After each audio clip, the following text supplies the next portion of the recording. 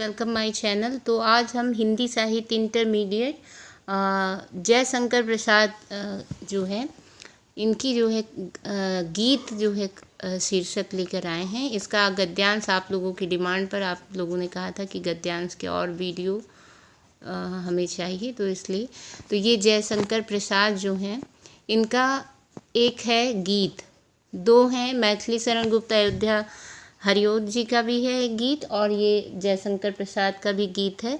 तो गीत में इन्होंने बीती विभावरी जागरी है और दूसरा इनका शीर्षक है श्रद्धा मनु। तो हम आज टॉपिक श्रद्धा मनु पे ही बात करेंगे। इससे रिलेटेड क्वेश्चन आंसर देखेंगे गद्यांश पे आधारित और श्रद्धा मनु, ठीक है। तो इससे रिलेटेड आपके पेपर में क्वेश्चन आंसर पूछे जाते हैं। गद्यांश दिया होता है उसको, पद्यांश, ये पद्यांश दिया होगा और उसमें उससे रिलेटेड आपको क्वेश्चन आंसर दिए होंगे, तो उसके आपको उत्तर देने होंगे। तो यहाँ पे हमने जयशंकर प्रसाद का श्रद्धा मनु लिया है जो कि है नील परिधान। ये अभी आपको मैं पूरा पढ़ के सुनाऊंगी। नील परिधान, तो इसको मैं पढ़ के सुनाती हूँ। तो यहाँ पे दिया हुआ है, नील परिधान बीच सुकुमार, खुल रहा मृदुल अधखुला अंग, खिला हो जो बिजली का फूल, मेघ बन बीच गुलाबी रंग। नील परिधान बीच सुकुमार, खुल रहा मृदुल अधखुला अंग, खिला हो जो बिजली का फूल, मेघ बन बीच गुलाबी रंग। ओह वह मुख पश्चिम के व्योम बीच जब घिरते हो घनश्याम, अरुण रवि मंडल उनको भेद, दिखाई देता हो छविधाम। तो इससे रिलेटेड कुछ यहाँ पे क्वेश्चन आपके जैसे हैं कि पाठ का शीर्षक और कवि का नाम लिखिए। तो पाठ का शीर्षक जैसा कि आपको मैंने बताया कि श्रद्धा मनु है और इसके कवि का नाम जयशंकर प्रसाद जी है। तो आप ऐसे लिख सकते हैं कि पाठ का शीर्षक श्रद्धा मनु और कवि का नाम जयशंकर प्रसाद जी है। और अगर संदर्भ लिखने को आता है, अगर बहुत जगह ऐसा भी पूछ लेते हैं कि पाठ का संदर्भ लिखिए, तो उसमें आपको पूरा लिखना पड़ेगा कि प्रस्तुत जो है पद्यांश हमारी पाठ्य पुस्तक काव्य संकलन के जो है जयशंकर प्रसाद द्वारा रचित श्रद्धा मनु शीर्षक से लिया गया है। अब उपर्युक्त कविता में किसके रूप का वर्णन है? तो उपर्युक्त कविता में श्रद्धा के रूप सौंदर्य का वर्णन है। उपर्युक्त कविता में किसके रूप का वर्णन है? श्रद्धा के रूप सौंदर्य का वर्णन है। अब बिजली के फूल से क्या तात्पर्य है? बिजली के फूल से क्या तात्पर्य है? यहाँ पे देखिए लिखा हुआ है, खिला हो जो बिजली का फूल, मेघ बन बीच गुलाबी रंग। तो यहाँ बिजली के फूल से क्या तात्पर्य है? तो बिजली के फूल से तात्पर्य ये है श्रद्धा का आकर्षक गौरवर्ण से युक्त सुंदर शरीर। जो श्रद्धा है वो बहुत ही सुंदर है, आकर्षक है, गौर वर्ण की है, गौरे रंग की है। तो उसको बिजली के फूल, जयशंकर प्रसाद जी जो कवि हैं उन्होंने उसको बिजली के फूल की संज्ञा दी है। उपयुक्त में कौन सा अलंकार है? तो यहाँ पे आप देख रहे होंगे कि ज़्यादातर इसमें जो है उत्प्रेक्षा और रूपक अलंकार है एवं विरोधाभास भी आपका अलंकार है। तो कौन कौन से अलंकार ज़्यादातर हैं इसमें? उत्प्रेक्षा, रूपक और विरोधाभास अलंकार है। अब यहाँ पे है रेखांकित अंश की व्याख्या कीजिए। अगला क्वेश्चन है रेखांकित अंश की व्याख्या कीजिए। तो रेखांकित अंश जिस पे लाइन खींची होती है, जिस लाइन के नीचे, जैसे यहाँ पे मेघ बन बीच गुलाबी रंग, इसके नीचे अंडरलाइन है, तो इसी को हमें सिर्फ इसी का अर्थ लिखना होता है। पूरे आपके जो पद्यांश की लाइनें दी गई हैं इनको नहीं, सिर्फ आपको अंडरलाइन की हुई यानी रेखांकित की हुई लाइन का ही आपको अर्थ बताना होगा या व्याख्या करनी होगी। तो यहाँ पे मेघ बन बीज गुलाबी, तो श्रद्धा अपने शरीर पर पीले रंग का मेष चर्म धारण किए हुए, मेष मतलब होता है भेड़, भेड़ का जो है चर्म मतलब उसकी खाल धारण किए हुए है। श्रद्धा अपने शरीर पर पीले रंग का मेष चर्म धारण किए हुए हैं। उसकी वेशभूषा में से कहीं कहीं उसके कोमल और सुकुमार अंग दिखाई दे रहे हैं। उन्हें देखकर ऐसा प्रतीत हो रहा था मानो नीले बादलों के वन में गुलाबी रंग का सुंदर बिजली का फूल खिला हो। तो ये थी इसकी व्याख्या। तो इसी का जो है दूसरा जो है गीत, उसको भी हम देख लेते हैं। जयशंकर प्रसाद का एक गीत है जो कि लहर काव्य संकलन से लिया गया है। तो गीत इसका शीर्षक है और काव्य संकलन का नाम है लहर।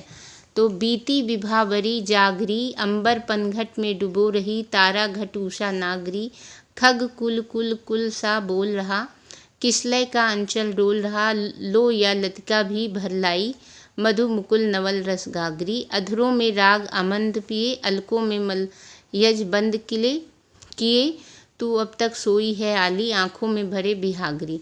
तो पहला यहाँ पे भी यही क्वेश्चन है जैसा कि उसमें था कि पाठ का शीर्षक तथा कवि का नाम लिखिए। तो पाठ का शीर्षक आपका गीत है और कवि का नाम जयशंकर प्रसाद जी है। तो पाठ का शीर्षक यहाँ पे आप लिखिएगा गीत और ब्रैकेट में आप कर दीजिएगा लहर काव्य संकलन।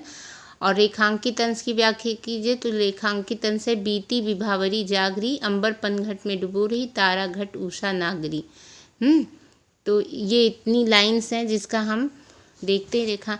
तो एक सखी दूसरी सखी से कहती है कि हे सखी रात्रि व्यतीत हो गई है, अतः तेरा जागना ही उचित है। गगन रूपी पनघट में उषा रूपी नायिका नक्षत्र रूपी घड़े को डुबो रही है।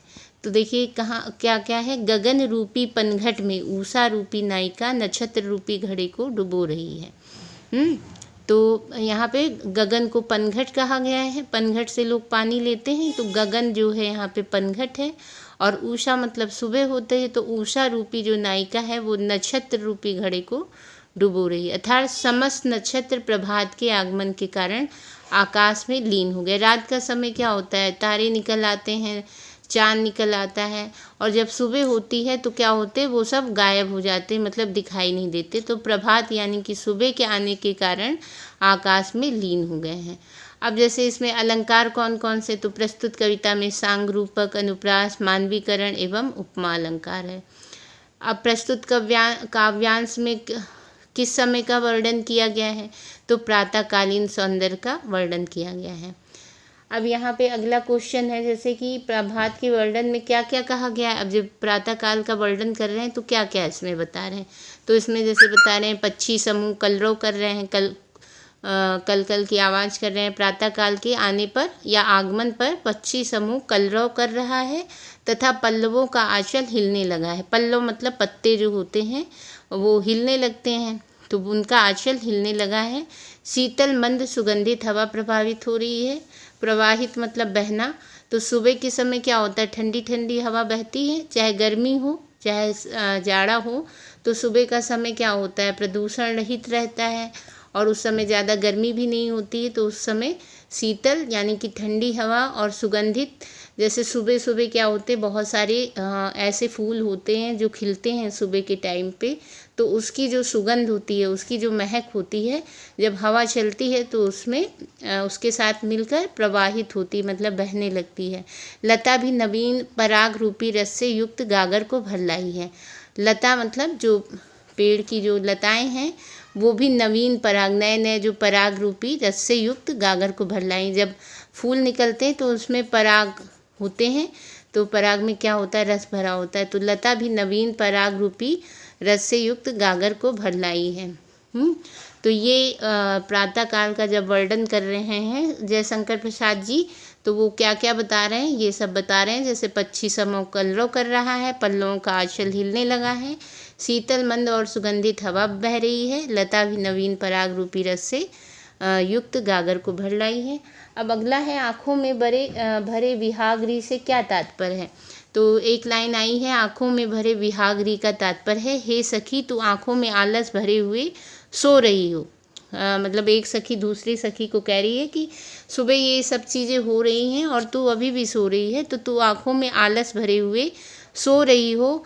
कहने का यहाँ पे आशय है, तात्पर्य है कि प्रातःकाल होने पर सर्वत्र जागरण हो गया, मतलब सभी लोग जग गए, पक्षी जग गए, पेड़ जग गए, लताएं जग गई हैं, पत्ते जग गए हैं, हवा भी बह रही है, परंतु हे सखी अब तक सो रही है, जबकि यह सोने का समय नहीं है, ये जगने का समय है।